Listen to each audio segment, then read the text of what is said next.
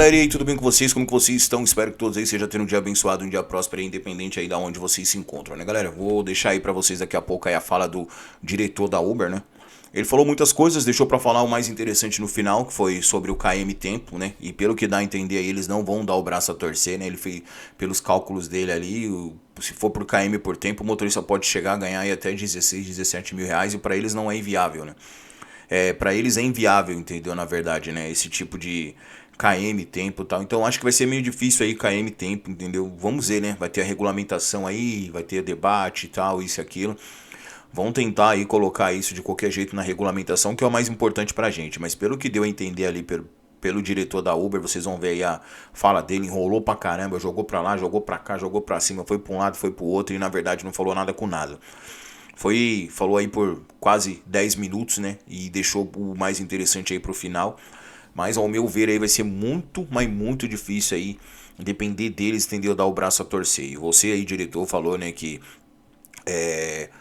não dá aí pra colocar KM tempo, porque vai ficar todo mundo, as plataformas, na verdade, nas plataformas que vocês falam, vocês e a Uber, né, vinculado ali com o mesmo valor e tem que ter a concorrência e tal. Dá pra vocês sim, as duas plataformas pagar pelo tempo, pagar pelo KM sim, como sempre foi lá atrás e vocês concorrer entre vocês, porque do jeito que está tá difícil. Tá complicado, entendeu? Ontem aí, né, a gente conseguiu essa retirada de urgência da PL aí, vai ser mais pra frente, mas ainda não vencemos nada, foi só um começo, né? Tem muitas coisas ainda aí por vir, mas os valores aí das corridas estão baixos, cada vez caindo mais. Muito longe para você buscar um passageiro, olha, tá difícil. Os passageiros reclamando que não tem carro. Vocês precisam se mexer, porque do jeito que está, tá complicado, está inviável trabalhar desse jeito. Galera, eu não vou falar muito não, eu queria fazer um react em cima da fala dele aí. Mas como foi, ele falou quase por 10 minutos, né? Acho que foi 8 minutos aí a fala dele. Eu acho interessante vocês assistirem do começo ao fim para vocês ver a versão da Uber, né, sobre essa regulamentação. Assiste do começo ao fim para vocês verem, porque ele está falando ali pela Uber, para vocês verem o que a Uber pensa a respeito dessa regulamentação. Eu queria fazer um react, mas vai ficar muito grande. Mas vou deixar para vocês aí agora seguir a fala do diretor da Uber e tire conclusões de vocês aí, o que vocês acharam, entendeu, sobre a fala do diretor da Uber. Beleza, galera? Fico com Deus, um abraço, até um próximo vídeo, um bom trabalho a todos. Fui. Boa tarde, deputado Saulo. Obrigado pelo convite. É uma honra poder participar aqui desse debate nessa comissão. Queria cumprimentar todos aqui da mesa e agradecer a oportunidade de estar aqui debatendo. Eu vou tentar me ater, eu acho que já fui contemplado por muitas falas, já teve uma mesa que passou aqui, não quero ser repetitivo, e vou tentar me ater aos pontos centrais, alguns pontos que eu acho que surgiram no debate, que vale a gente trazer para a discussão.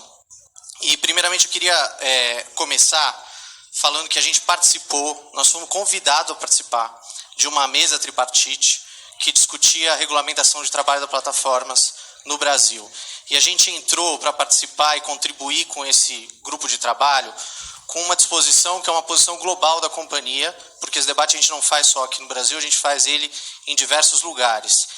E essa proposta e essa visão é muito clara. A Uber tem uma posição clara de apoiar regulamentações de trabalho em plataforma que garantam os pilares da maneira como o trabalho de plataforma funciona hoje, que é o pilar da flexibilidade, da autonomia e da liberdade para os trabalhadores. Liberdade de trabalhar com os aplicativos que eles bem entenderem, liberdade de não ter regras exigindo exclusividade para uma plataforma ou tempo mínimo de permanência numa plataforma, e um mercado e um sistema que foi criado que garante que a livre concorrência entre as plataformas vai conseguir levar produtos e serviços com melhores e menores preços para os consumidores e abrir oportunidades de geração de renda para pessoas em diferentes posições. Aqueles que querem engajar muito tempo na plataforma vão ter oportunidade de fazer isso. Aqueles que querem complementar a renda vão ter capacidade de fazer isso. A gente defende a manutenção desse modelo, mas a gente acredita que é possível combinar a existência, sim, desse modelo com determinadas proteções que garantam acesso a esses trabalhadores a direitos e benefícios que existem para os outros trabalhadores que trabalham em regimes mais tradicionais. A gente acredita na capacidade de criar isso. E foi com esse espírito que a gente entrou no grupo de trabalho para debater. Debatemos por 10 meses e a gente entende que esse debate chega agora no Congresso Nacional. E ele se estende de um grupo tripartite para toda a sociedade. A nossa disposição de colaborar com o debate é a mesma. A gente vai estar aqui no Congresso sempre que for chamado e a gente quer colaborar e contribuir com esse debate. A gente fez um acordo no grupo tripartite, acho que é importante deixar isso claro. E esse acordo não é um acordo sem custos, o projeto não é um projeto ideal para nós. Ele tem custos, tem um percentual de previdência, que é um percentual alto para o quanto as plataformas ficam da viagem. Os 20% que a gente vai pagar vai exigir que a gente faça reorganizações, então tem um custo sim para a empresa, tem custo na garantia de um mínimo, porque a gente está falando aqui de um mínimo que foi discutido e que foi fixado nacionalmente, sendo que tem diferenças muito grandes de custos, de ganhos, de organização dos mercados no Brasil inteiro. Se vocês olharem só os índices de gasolina da ANP, vocês vão ver que os fatores de gasolina variam muito de local para local, os salários variam de local para local, o mercado de trabalho muda, as oportunidades são distintas. Então, foi feito um grande esforço para fazer esse debate, e esse debate é um debate que traz custos para as empresas. Nós podemos reabrir os fatores que organizaram esse acordo? Nós podemos, mas a gente precisa ter clareza que foi feito um equilíbrio por concessões mútuas nesse grupo de trabalho. E se a gente reabrir essa discussão, nós vamos precisar reencontrar esse equilíbrio. Esse equilíbrio partiu de 3 premissas, eu acho que ganhos básicas de custos que estão presentes nisso e que estão colocadas nessa regulamentação. A primeira delas é uma contribuição previdenciária. E aí os valores da Previdência são muito semelhantes ao que são os valores de um trabalhador que trabalha no regime de CLT. A contribuição é basicamente a mesma de início. E isso é um valor significativo, mas o índice é esse. Tem um custo do ganho mínimo, que eu quero entrar em mais detalhe. Sobre o custo de ganho mínimo, eu queria deixar muito claro o que essa regra foi e o que essa regra não foi. Ela foi o seguinte, acho que estava na fala do Diese aqui presente, que é tentar emular a regra do salário mínimo para um mercado que não tem uma obrigação de tempo de disposição e de tempo de trabalho.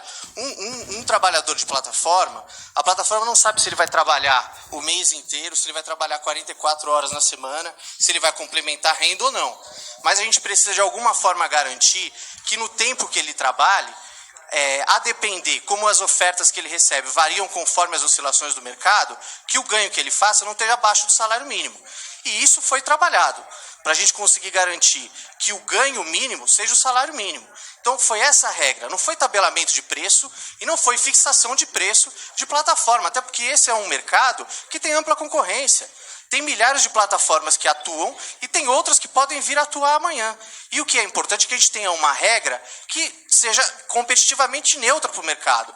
Que as mesmas regras que a Uber vá cumprir, qualquer plataforma que queira atuar no Brasil, seja obrigada e garantida a cumprir também. Então, esse foi o pressuposto. E o pressuposto é garantir que o trabalhador ganhe o equivalente líquido a um salário mínimo, com indenizados os custos médios que ele vai ter, e a gente chegar no valor do salário mínimo. E o valor que foi chegado para 44 horas trabalhadas na semana, numa jornada mensal de 176 horas, foi de R$ 5.550. Isso é um valor de piso. Isso é uma garantia de que esse trabalhador que está trabalhando está ganhando o equivalente, ele está ganhando abaixo do salário mínimo. Então essa foi a regra. Não foi uma regra de tabelamento, de determinar quanto que vai custar cada um dos valores da viagem, porque é a competição entre as plataformas que vai permitir que os motoristas, inclusive, continuem ganhando mais. Porque quando tiver rodada da dinâmica, porque teve um show específico, tem uma alta demanda, o preço vai subir. Quando os momentos... já vou indo para a conclusão. Quando a sazonalidade jogar para baixo, a mesma regra vai valer. E assim como a existência do salário mínimo não faz com que as empresas paguem só o salário mínimo, a existência de uma regra de ganho mínimo não vai fazer os valores ficarem no mínimo. O que vai deixar os patamares de ganho dos motoristas, isso vai continuar oscilando, é a competição que vai continuar existindo entre as empresas para conseguir convencer o motorista a trabalhar com ela e não trabalhar com o concorrente, e convencer o usuário a pegar viagem nela e não no concorrente. É esse equilíbrio que vai caber para a competição das plataformas. Então, eu queria... Tenho mais 2 minutos?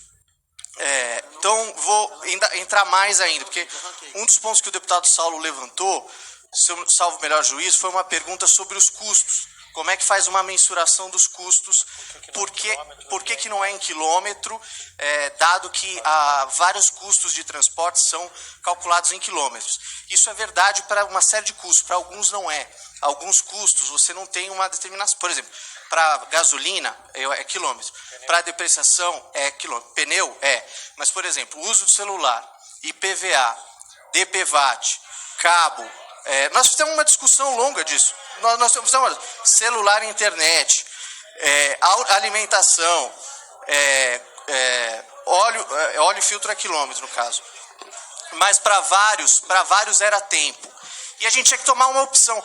Essa discussão, gente, é uma discussão bizantina, porque tanto faz a metodologia. A questão é a gente entender que a regra que a gente está discutindo é uma regra para garantir o ganho mínimo e não para tabelar o preço. Porque se a gente quiser fazer a metodologia ao inverso, não tem problema. A gente faz a metodologia ao inverso, mas o que essa regra não é uma garantia de que as viagens vão pagar X e Y, porque esse regime é para um regime de monopólio público, de um serviço público que chama táxi. Num regime em que tem várias empresas que operam, é a liberdade que o motorista tem que vai dar o valor das corridas, porque o motorista recusa a viagem que ele não quer fazer. Ele não é obrigado a fazer a viagem. Então, se ele tem o direito de recusar as viagens ruins e escolher as viagens que são boas, ele vai olhar aquela viagem e vai falar, essa viagem não me interessa, essa viagem eu vou recusar, eu vou trabalhar com aquele aplicativo. Essa liberdade a gente está garantindo. E garantir essa liberdade é também não tabelar os preços, porque como é que as empresas vão concorrer se a gente fixar que todo mundo vai ter que pagar igual?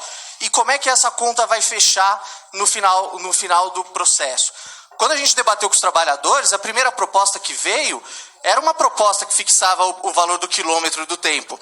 E a gente fez a conta, essa proposta dava quase 16, 17 mil reais de ganho mínimo no mês, para quem trabalhar 176 horas. Ora, eu quero que os motoristas ganhem o máximo que eles puderem, mas vocês vão de convir aqui que não é razoável com a realidade brasileira a gente achar que é sustentável no mercado esse patamar de ganho. Então a gente precisa fazer uma discussão. E para os cálculos de previdência e para os cálculos de salário, porque os cálculos de salário eles são feitos por tempo, o salário mínimo é um salário de 176 horas ou ele é um salário de hora, ficava mais fácil metodologicamente jogar a metodologia para tempo. Então isso facilitava a discussão e inclusive não fazia ela ser hiper especial, que só cabe para o motorista. Ela poderia ser um arquétipo, inclusive, para discutir outras formas de trabalho. Então, concluindo, esses foram alguns dos pontos. Nós estamos à disposição. Esse debate só começa hoje no Parlamento e eu acho que a gente tem que debater e vai ser um prazer continuar falando. Muito obrigado. Obrigado.